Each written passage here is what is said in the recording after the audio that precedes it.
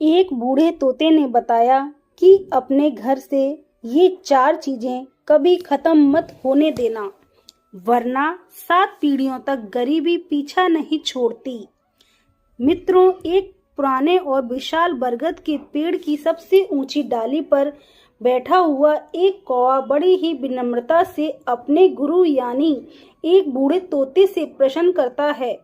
हे गुरुदेव, मैंने इस दुनिया में एक बड़ा अजीब सा तमाशा देखा है।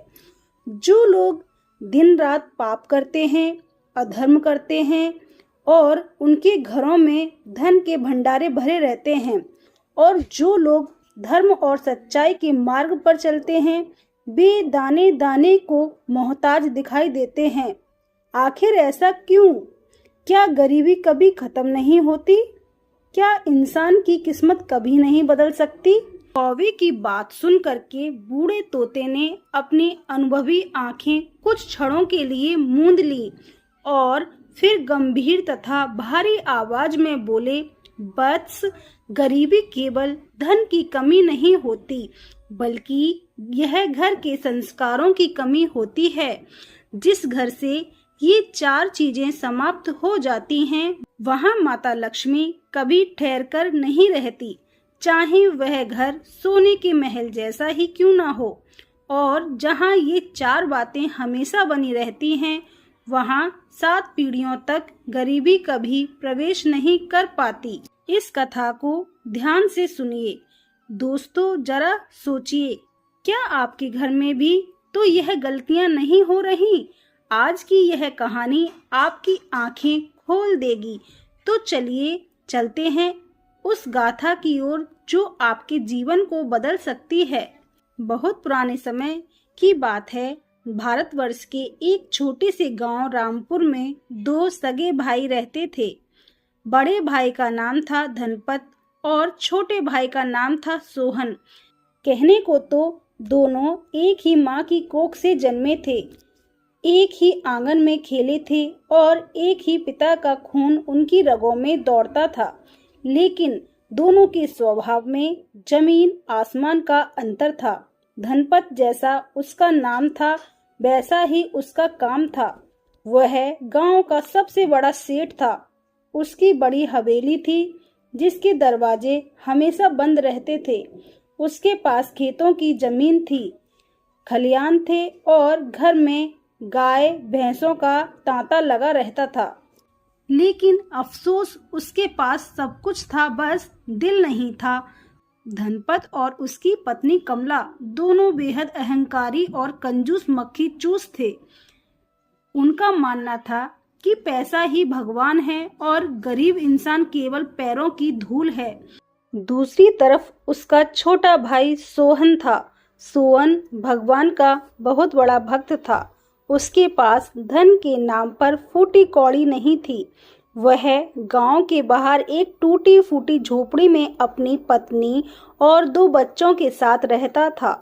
सोहन दिन भर जंगल में लकड़ियां काटता और शाम को उन्हें बाजार में जाकर बेच आता, जिससे थोड़े बहुत पैसे मिलते।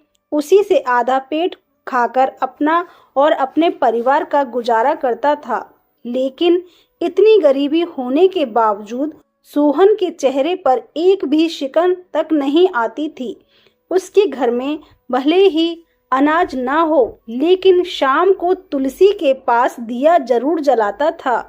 उसकी पत्नी सुशीला साक्षात अन्नपूर्णा जैसी थी, जो खुद भूखी सो जाती, लेकिन अगर दरवाजे पर कोई कुत्ता या गाय आ जाए तो उसे बिना खिलाए नहीं जाने देती थी। मित्रों, समय का पहिया अपनी गति से चलता रहता है। सुख और दुख तो जीवन के 2 पहलू हैं जो आते जाते रहते हैं, लेकिन इंसान की असली परीक्षा तब होती है जब बुरा वक्त आता है। उस साल इंद्रदेव शायद धरती से रूठ गए थे। सावन आया, भादव आया, लेकिन आसमान से एक भी पानी की बूंद नीचे नहीं गिरी। भीषण सूखा पड़ गया। ना खेतों में फसल उगी और ना ही जंगल के पेड़ हरे भरे रहे। नदी नाले सूख गए और गांव में हाहाकार मच गया। बड़े बड़े किसानों के माथे पर चिंता की लकीरें आ गईं, तो सोचिए उस गरीब सोहन का क्या हाल हुआ होगा, जो रोज कमाता था और रोज खाता था। जंगल की लकड़ियां सूख गईं, लेकिन उन्हें खरीदने वाला कोई नहीं था, क्योंकि लोगों के पास खाने के लाले पड़े थे, तो वह लकड़ियां कौन खरीदता। एक दिन बीता, 2 दिन बीते, सोहन के घर में चूल्हा नहीं जला। बच्चे भूख से बिलखते रहते। छोटा बेटा माँ के आंचल को पकड़कर रोता और कहता, माँ मुझे बहुत जोरों की भूख लगी है, कुछ तो खाने को दे दो। सुशीला की आंखों से आंसू बहने लगे थे, लेकिन वह बच्चों को पानी पिलाकर ही बहला लेती थी। वह कहती थी, बेटा सब्र करो, तुम्हारे पिता कुछ ना कुछ लेकर जरूर आएंगे। ईश्वर हमें भूखा नहीं सुलाएगा। लेकिन दोस्तों, वो तीसरा दिन भी ढल गया। सोहन जब शाम को खाली हाथ घर पर लौटा, तो उसकी हिम्मत जवाब दे गई। उसने देखा कि उसके बच्चे भूख से इतने निठाल हो चुके हैं कि अब रोने की ताकत भी उनमें नहीं बची। वे जमीन पर बेजान पड़े थे। एक पिता के लिए इससे बड़ा दुख क्या हो सकता है कि उसके बच्चे उसके सामने भूख से तड़प रहे हों और कुछ ना कर सके। सोहन अपनी पत्नी सुशीला के पास बैठकर फूट फूट कर रोने लगा। उसने कहा, सुशीला, मैं हार गया। मैं एक असफल पिता हूँ। आज 3 दिन हो गए हैं, मैं अपने बच्चों के मुंह में एक अन्न का दाना भी नहीं डाल सका। आज मुझे लग रहा है कि मेरी ईमानदारी और भक्ति सब बेकार है। देखो मेरे बच्चों की हालत, यह मुझसे देखी नहीं जाती। सुशीला, जो भारतीय नारी के धैर्य की प्रतिमूर्ति थी, उसने अपने पति के आंसू पोंछे। उसकी खुद की आवाज कांप रही थी, मगर उसने हिम्मत नहीं हारी। उसने कहा, स्वामी धीरज मत खोइए, विपत्ति तो आती जाती रहती है। भगवान श्री कृष्ण ने गीता में साफ कहा है, कर्म करो, फल की इच्छा मत करो। लेकिन अभी वक्त उपदेश का नहीं, प्रयास का है। आप क्यों नहीं बड़े भाई धनपत के पास जाते हैं? वह तो इस गांव के सबसे अमीर सेठ हैं।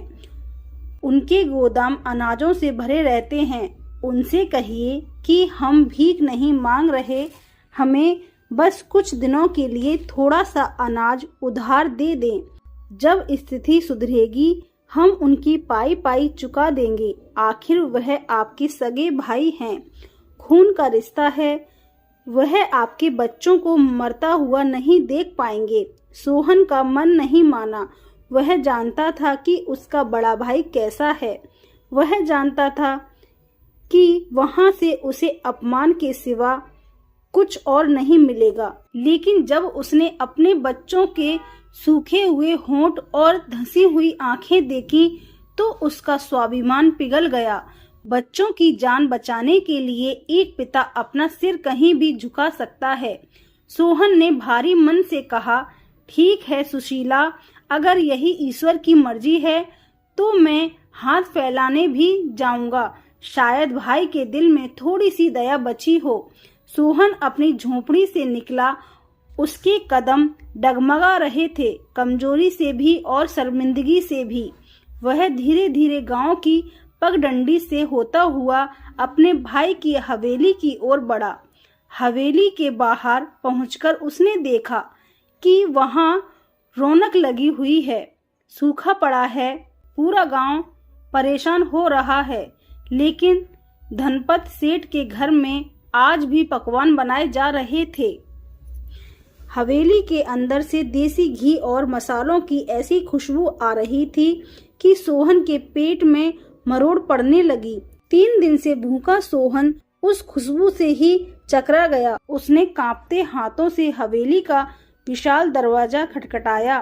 कौन है? अंदर से कड़कड़ाती हुई आवाज आई। यह आवाज धनपत की थी। सोहन ने दबी हुई आवाज में कहा, भैया मैं हूँ सोहन। दरवाजा खुला है। सामने धनपत खड़ा था, रेशमी कुर्ते में, गले में सोने की चेन और हाथ में अंगूठियों का बोझ। उसने सोहन को ऊपर से नीचे तक देखा। फटे हुए कपड़े, मैला कुचला शरीर और पिचका हुआ चेहरा। धनपत की नाक सिकुड़ गई, जैसे उसने किसी गंदगी को देख लिया हो। धनपत ने रूखेपन से पूछा, अरे तू यहाँ इस वक्त क्या काम है और इतनी दूर क्यों खड़ा है? मेरे पास मत आना, अभी अभी नहाकर पूजा करके उठा हूँ। तेरी परछाई भी पड़ी तो मैं अपवित्र हो जाऊंगा। सोहन की आंखों में पानी भर आया, लेकिन उसने उसे पी लिया। उसने हाथ जोड़कर कहा, भैया मैं आपको परेशान करने नहीं आया, लेकिन आज मजबूरी है। मेरे दरवाजे पर मौत बनकर खड़ी है। पिछले 3 दिनों से मेरे घर का चूल्हा नहीं जला है। मेरे मासूम बच्चे भूख से तड़प रहे हैं। गांव में अकाल है, कोई काम नहीं मिल रहा है। आप तो सामर्थ हैं, आपके पास भगवान का दिया सब कुछ है। भैया मुझे थोड़ा सा अनाज उधार दे दीजिए।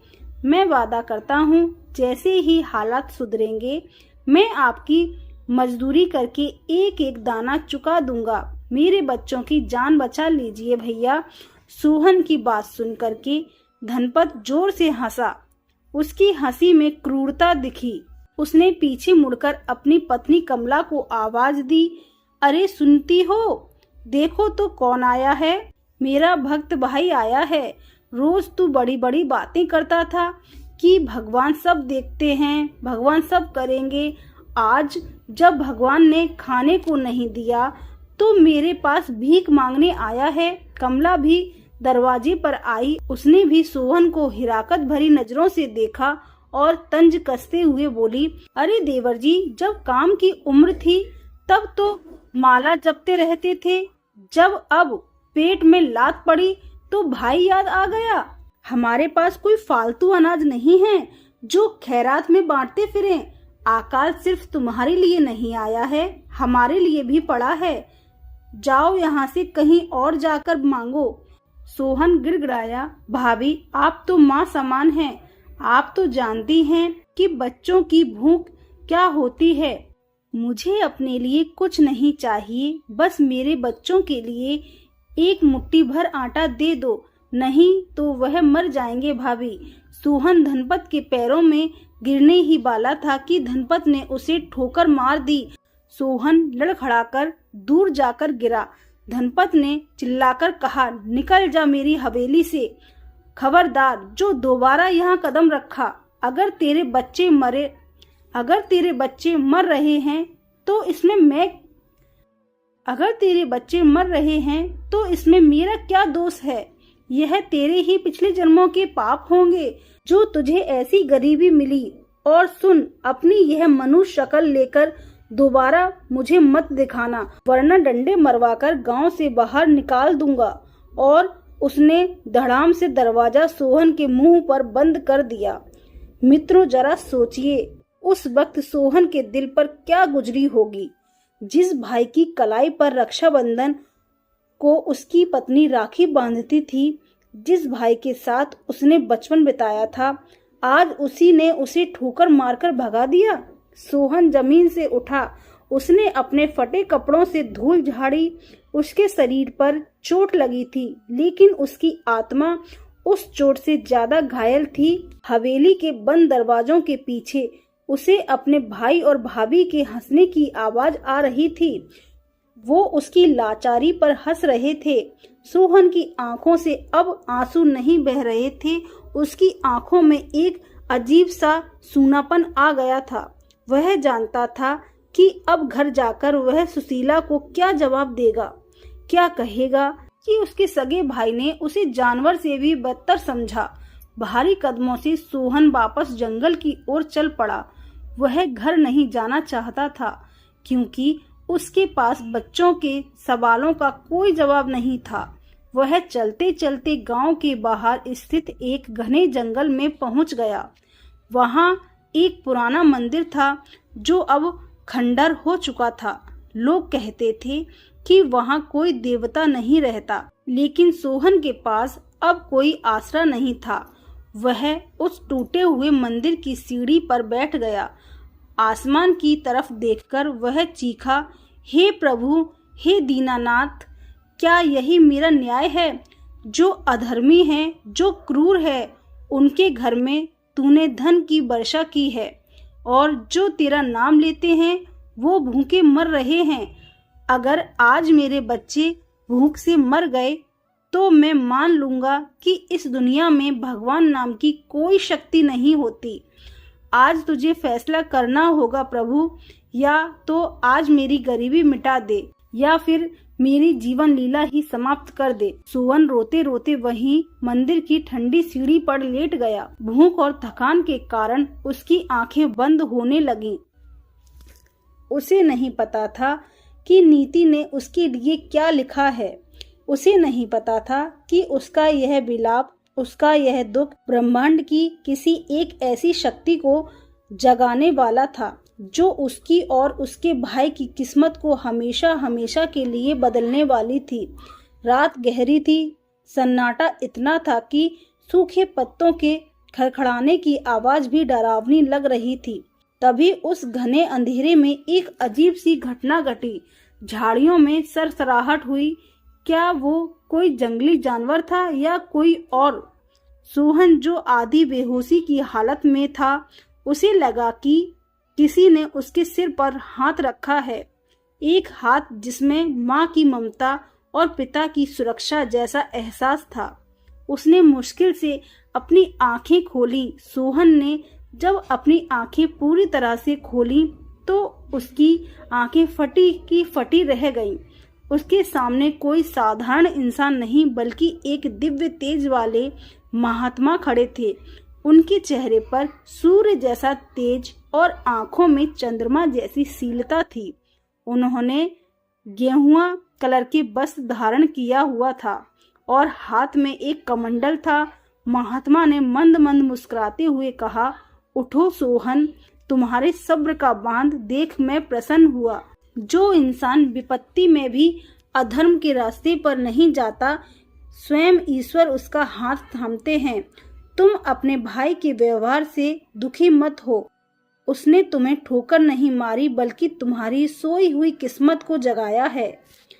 सोहन उनके चरणों में गिर पड़ा और रोते हुए बोला, महाराज, मुझे धन नहीं चाहिए, मुझे महल नहीं चाहिए, बस मेरे बच्चों की भूख मिट जाए, इतना आशीर्वाद दे दीजिए। महात्मा ने अपनी झोली से एक पुरानी मिट्टी की छोटी सी हांडी निकाली और सोहन के हाथों में रख दी। उन्होंने कहा, वत्स, यह कोई साधारण हांडी नहीं है, यह अक्षय पात्र है। जब तक तुम्हारे मन में सेवा का भाव रहेगा, जब तक तुम्हारे दरवाजे से कोई भूखा खाली नहीं जाएगा, तब तक यह हांडी अन्न से भरी रहेगी। इसमें से तुम जितना निकालोगे यह उतनी ही भर जाएगी। जाओ, अपने परिवार और गांव का पालन करो। इतना कह करके महात्मा अंतर्ध्यान हो गए। जैसे हवा का कोई झोंका आया और चला गया। सोहन उस हांडी को सीने से लगाकर पागलों की तरह घर की ओर भागा। घर पहुंचते ही उसने देखा कि सुशीला बच्चों को सुलाने की कोशिश कर रही है, पर बच्चे भूख से करा रहे हैं। सोहन ने उत्साह से कहा, सुशीला उठो, देखो भगवान ने हमारी सुन ली। उसने वह हांडी जमीन पर रखी और हाथ जोड़कर ईश्वर का स्मरण किया। देखते ही देखते उस छोटी सी हांडी से गरम गरम भोजन की महक आने लगी। सोहन ने उसमें हाथ डाला तो मुट्ठी भर चावल और दाल निकली। उसने फिर हाथ डाला तो फिर भोजन निकला। वह निकलता गया और बर्तन भरते गए। उस रात उस झोपड़ी में दिवाली जैसा माहौल था। बच्चों ने भर पेट भोजन किया, लेकिन सोहन और सुशीला ने सिर्फ खुद नहीं खाया। सोहन ने कहा, सुशीला, यह प्रसाद है। हमारे पड़ोस में जो काका रहते हैं वह भी भूखे हैं, उन्हें भी दे आओ। दोस्तों, देखते ही देखते सोहन की किस्मत बदल गई। वह जादू ही हांडी का चमत्कार था कि सोहन के घर में अब अन्न के भंडार भर गए। उसने गांव के बीचों बीच एक लंगर खोल दिया। अकाल के दौरान जहां बड़े बड़े सेठों ने अपने दरवाजे बंद कर लिए थे, अब सोहन की झोपड़ी सबके लिए खुली थी। जो भी आता वह भर पेट भोजन करता था। लोग सोहन को देवता मानने लगे। उसकी ख्याति दूर दूर तक फैल गई। गांव वालों के आशीर्वाद से सोहन ने धीरे धीरे व्यापार शुरू किया और देखते ही देखते वह अपनी मेहनत और उस दैवीय आशीर्वाद से गांव का सबसे बड़ा समृद्ध व्यक्ति बन गया। उसने एक पक्का मकान बनवाया, लेकिन अपना पुराना स्वभाव नहीं छोड़ा। वहीं दूसरी ओर दोस्तों, कर्म अपना हिसाब कर रहा था। धनपत सेठ का अहंकार अब उसके विनाश का कारण बनने लगा था। जिस रात सोहन को वरदान मिला था, उसके कुछ दिनों बाद ही धनपत के गोदामों में चूहों ने आतंक मचा दिया। चूहों ने बोरियों की बोरियां काट दी और बचा कुचा अनाज बारिश की एक बेमौसम बरसात में भीगकर सड़ गया। धनपत ने जो धन ब्याज पर दिया था, लोग अकाल के कारण उसे चुका नहीं पाए और भाग गए। रही सही कसर चोरों ने पूरी कर दी। गांव वाले धनपत से नफरत करते ही थे। एक रात डाकुओं ने उसकी हवेली पर धावा बोल दिया। धनपत और उसकी पत्नी ने मदद के लिए गुहार लगाई, लेकिन गांव का कोई भी व्यक्ति उसकी मदद को आगे नहीं आया। सब ने अपने दरवाजे बंद कर दिए और कहा, जब हम भूखे मर रहे थे तब इसने हमें ठोकर मारी थी। आज इसे अपने कर्मों का फल मिल रहा है। डाकुओं ने धनपत का सब कुछ लूट लिया और जाते जाते उसकी हवेली में आग लगा दी। धनपत और कमला, जो कभी रेशमी बिस्तरों पर सोते थे, आज सड़क पर आ गए।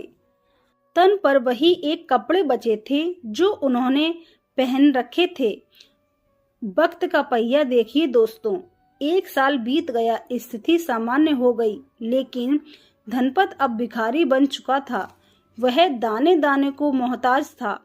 उसे अब समझ आ रहा था कि भूख क्या होती है। एक दिन भटकते भटकते धनपत और उसकी पत्नी कमला गांव के उसी चौराहे पर पहुंचे जहां सोहन का लंगर चल रहा था। उन्होंने सुना था यहाँ कोई धर्मात्मा सेठ है जो किसी को भूखा नहीं लौटाता।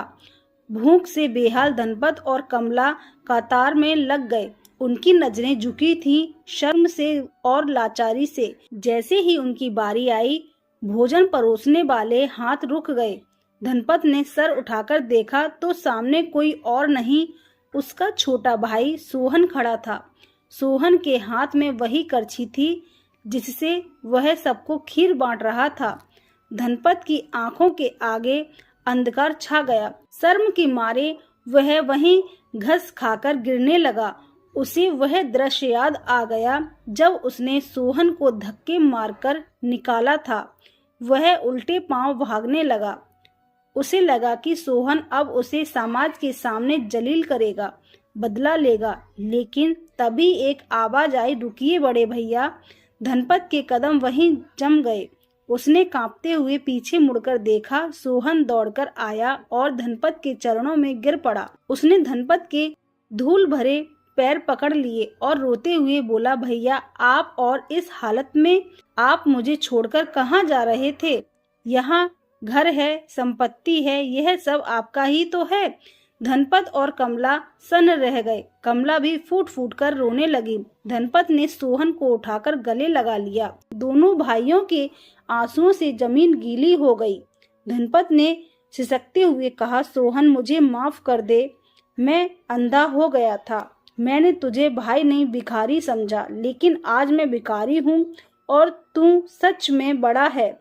तूने मेरा बदला नहीं लिया। सोहन ने अपने भाई के आंसू पोंछे और कहा, भैया बदला तो कमजोर लोग लेते हैं, माफ करने वाला ही बड़ा होता है।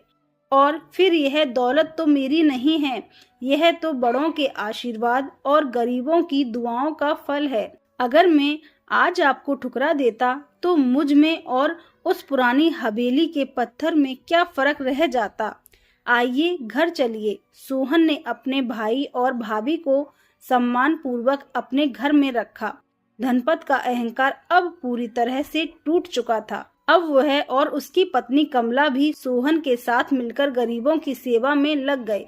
पूरा परिवार फिर से एक हो गया। प्यारे दोस्तों, उधर बरगद के पेड़ पर बैठे बूढ़े तोते ने कहानी को समाप्त करते हुए कौवे की ओर देखा। कौवे की आंखों में आंसू थे। बूढ़े तोते ने गंभीर स्वर में कहा, तो शिष्य तुमने देखा, सोहन की गरीबी इसलिए मिटी क्योंकि उसने अपने संस्कारों को नहीं छोड़ा, और धनपत का सब कुछ इसलिए लुट गया क्योंकि उसने अपने घर की लक्ष्मी का अपमान किया। कौवा बोला, गुरुदेव अब कृपा करके मुझे वो 4 बातें बताइए जो आपने शुरुआत में कही थीं, और कौन सी वे 4 चीजें हैं जिन्हें घर में कभी खत्म नहीं होने देना चाहिए। बूढ़े तोते ने अपने पंख फैलाए और कहा, ध्यान से सुनिए जगत के प्राणी और इसे अपने जीवन में गांठ बांध लें। पहली बात है घर में बड़े बुजुर्गों का सम्मान। जिस घर में माता पिता और बड़े भाई का सम्मान नहीं होता, जहां उनकी आंखों से आंसू गिरते हैं, वहां कुबेर का खजाना भी हो तो वह राख बन जाता है। धनपत ने अपने भाई को ठुकराया, नतीजा उसका सब कुछ नष्ट हो गया। बड़ों की दुआएं वो ढाल होती हैं जो हर मुसीबत को रोक लेती है। दूसरी बात यह है, द्वार पर आए मेहमानों का सत्कार करना। कभी भी अपने दरवाजे से किसी भूखे या प्यासे को खाली मत लौटाना, चाहे दुश्मन ही क्यों ना हो। अगर वह तुम्हारे घर में आया है तो वह भगवान का रूप है। अन्न का अपमान साक्षात मृत्यु को निमंत्रण देना है। सोहन ने अपना आखिरी निवाला भी दूसरों को दिया, इसलिए उसका पात्र कभी खाली नहीं हुआ। तीसरी बात है मधुर वाणी और क्षमा। घर में मीठी बोली कभी खत्म मत होने दो। कड़वे शब्द सोने के रिश्ते को भी तोड़ देते हैं, जबकि मीठी बोली परायों को भी अपना बना लेती है। और सबसे बड़ी बात क्षमा। सोहन ने बदला लेने की बजाय माफ किया। जो माफ करता है ईश्वर उसे दुनिया का राजपाट देते हैं। और चौथी बात है ईश्वर पर अटूट विश्वास और दिया। चाहे कितनी भी गरीबी आ जाए, घर के मंदिर में शाम का दिया कभी बुझने मत देना। यह दिया सिर्फ तेल से नहीं जलता, यह उम्मीद की रोशनी है। सोहन ने सबसे बुरे वक्त में भी ईश्वर को नहीं कोसा। बस प्रार्थना की। विश्वास वह शक्ति होती है जो पत्थर में भी प्राण डाल सकती है। मित्रों, यह कहानी केवल एक साधारण किस्सा नहीं है, बल्कि हमारे जीवन का सच्चा आईना है। आज एक पल के लिए अपने घर और अपने जीवन की ओर नजर डालिए। सोचिए, कहीं वे 4 जरूरी बातें हमारे घर से धीरे धीरे कम तो नहीं होती जा रही हैं? अगर ऐसा है तो अभी वक्त है संभलने का। आज ही उन्हें अपने जीवन और अपने घर में फिर से जगह दीजिए। यकीन मानिए, जब घर में सही संस्कार लौट आते हैं तो गरीबी तो क्या, दुनिया का कोई भी दुख आपके दरवाजे तक पहुंचने की हिम्मत नहीं कर पाता। उम्मीद करती हूँ मित्रों, आज की यह कहानी आपके दिल को छू गई होगी और आपको सोचने पर मजबूर कर गई होगी। अपने विचार और अनुभव कमेंट में जरूर साझा करें। तो प्रेम और श्रद्धा के साथ बोलिए हर हर महादेव। फिर मिलते हैं एक और ऐसी ज्ञान चर्चा कहानी के साथ। तब तक के लिए धन्यवाद।